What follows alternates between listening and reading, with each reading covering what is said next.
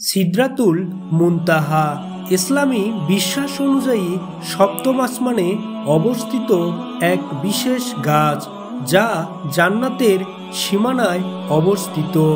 এটি মহান আল্লাহর সৃষ্টি, এক বিস্ময়কর সৃষ্টি, এবং রাসূল সাল্লাল্লাহু সাল্লামের মেরাজের রাতে এখানে পৌঁছেছিলেন।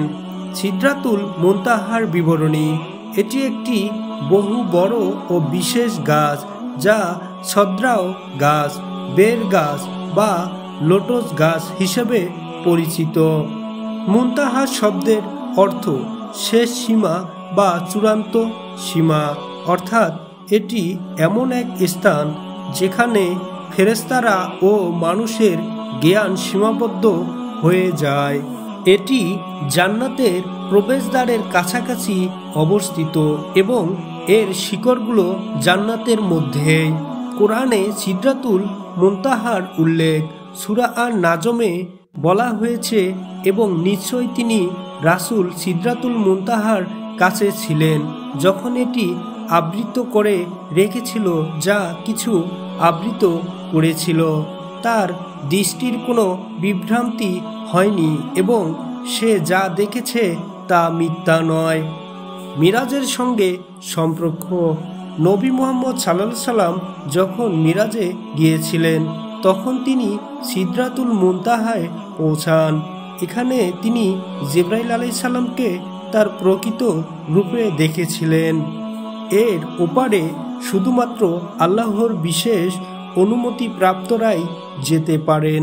সিদরাতুল মুনতাহার বৈশিষ্ট্য: এর পত্রপল্লব ও শাখা প্রশাখা এত বিশাল যে তা আকারে অনেকটাই ঢেকে ফেলে।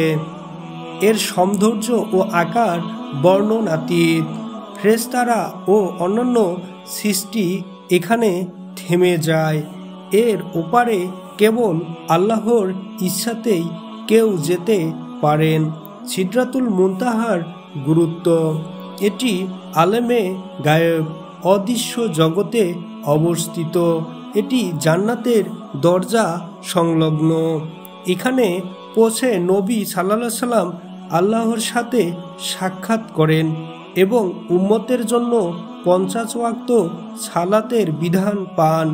সিদরাতুল মুনতাহা হল সপ্তম আকাশের এক বিশেষ গাছ, যেখানে মিরাজের রাতে রাসূল সাল্লাল্লাহু আলাইহি সাল্লাম পৌঁছাইছিলেন।